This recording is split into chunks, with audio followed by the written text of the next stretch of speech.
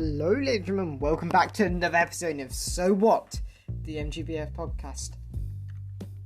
I should mute my mic. But yeah, we are doing it's a weird one because I'm actually racing on track at the moment, so it's weird for me to do that as well. But yeah, I'm racing on track today for the first time in a long time, and it's pretty cool to doing that. So I'll be throughout practice, I believe it is, I'll give my opinions of how everything is and how I feel, because it's been a long time since I've done a bit of racing on the good old wheel around on my current Xbox. It'd be nice to go around, but yeah, it's been hectic for the last few months. Obviously with my racing becoming my number one priority. Not like completely, but it's just something I do every now and then, and I like to do that. But yeah, we've obviously got our we have everything up to scratch at the moment, and also me racing and commentating is just something else. I would say, in having that ability to just test yourself all the time just makes a massive difference. I actually just turn my audio on because when you race, audio is separate. Mic is muted. So let's turn the car on. This will be a short podcast. We've got 24 minutes of free practice and we'll do that then.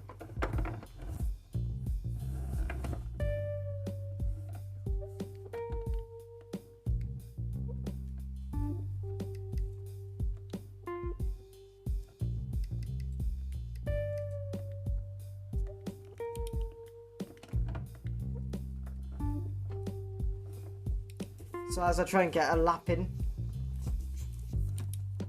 to try and understand the circuit, so I'm around Donington Park. No stream today because I'm driving.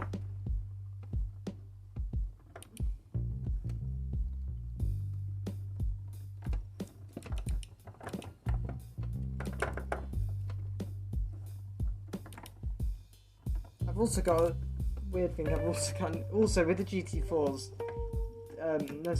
You can't warm the tyres up, so that's what you also do.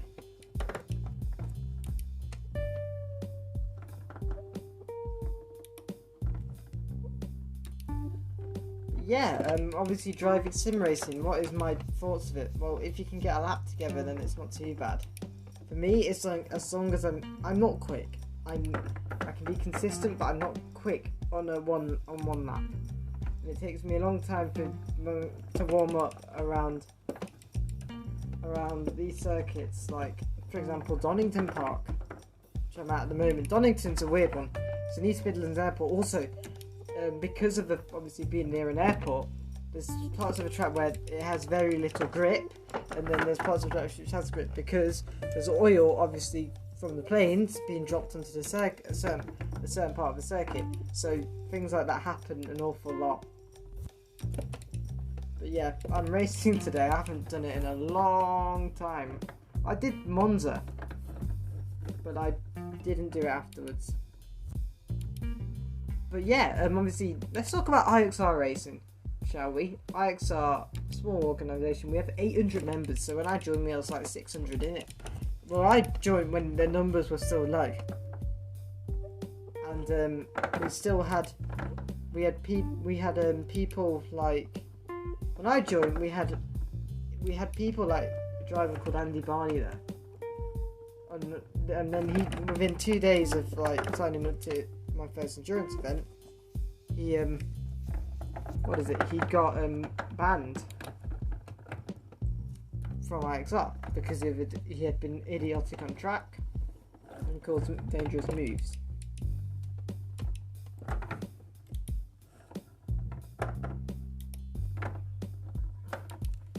And obviously, me being me, obviously I knew what had happened. And when I started commentating, it was all because of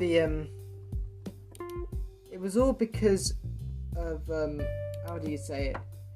There was an endurance event, 4 hours of Imola, and this is in early May, late April, so just after my birthday, I think, or it might have been. It was maybe late May. It was during that time.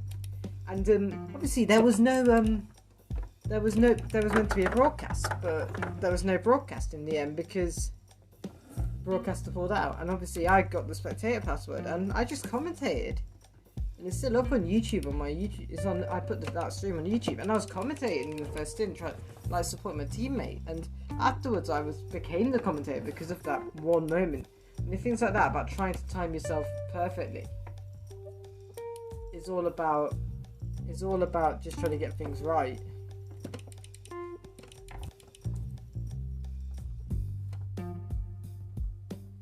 So just trying to navigate through a corner. But yeah, it's things like that, just gaining confidence overall and just trying to be a better person.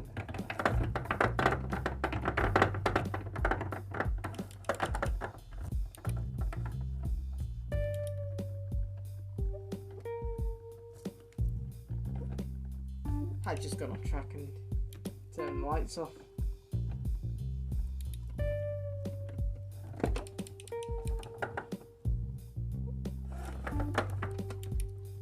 People obviously turn the volume up and then focusing on the race. So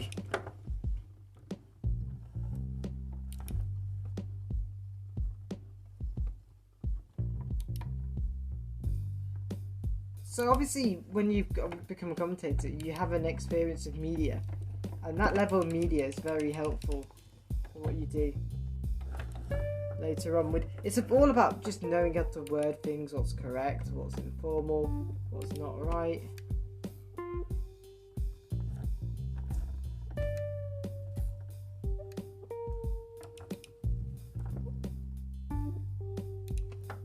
We'll go on slow laps here. Just confused. What's happened to IXR2? Obviously IXR2 being a mod and also a guitarist. Also questions I get is, how do you have the mentality to deal with chat? I don't. I just carry on as it is. And that mentality is just really helpful, so that's what I like about it.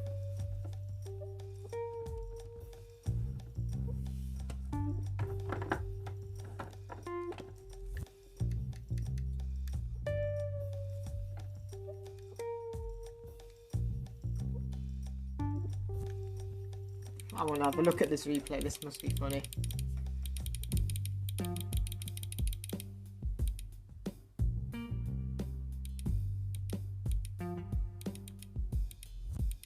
All I see is a car has gone off and then I shit myself.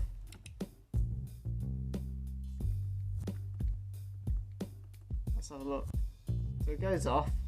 He goes into the gravel. Both me and Carrot just slow down, thinking, what the fuck has gone on? This is what I love. Yeah, also, I did TikTok, so I feel like an old man for saying that. Like, saying TikTok in that way. But I decided to enter the Shadow Realm, join TikTok. And, I noticed something. It's like, if you say words like lunatic or you say something which isn't considered traditional or formal English,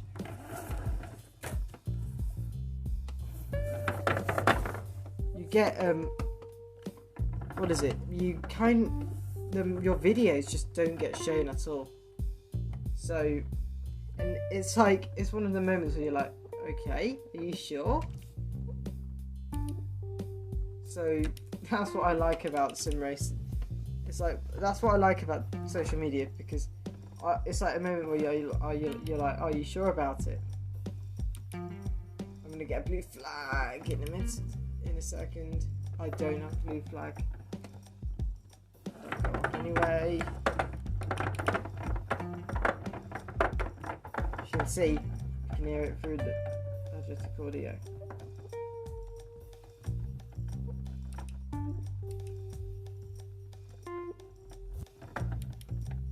Green flag.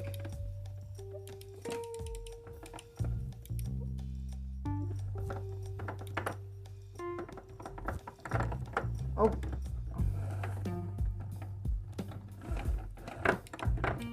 That is what I call and avoiding carnage there. Didn't even come near him, and he just went off. Right. But yeah, we've obviously sim racing has developed. So I've got Project Cars 2 now. I've also got Rally, which is nice.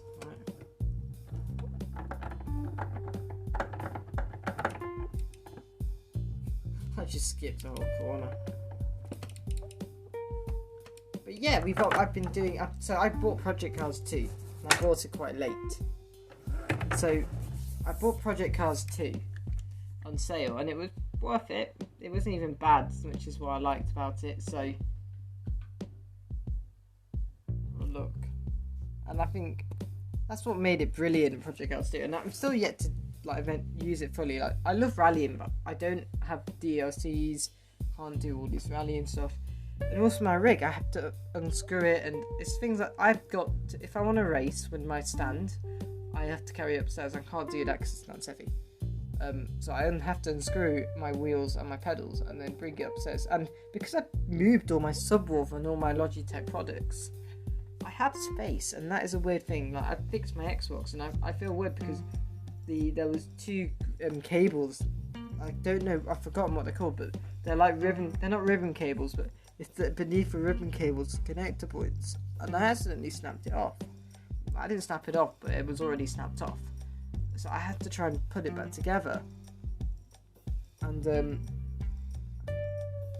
that was really hard. And it was like you had to be precise, and it's such a weird thing. But sim racing, like, it's all about just trying to be patient. Like, do not push yourself and do not think about it, and then you can get it right. That's what I love about sim racing. Right, this is another short episode. So what? The MGPES podcast. Catch you later.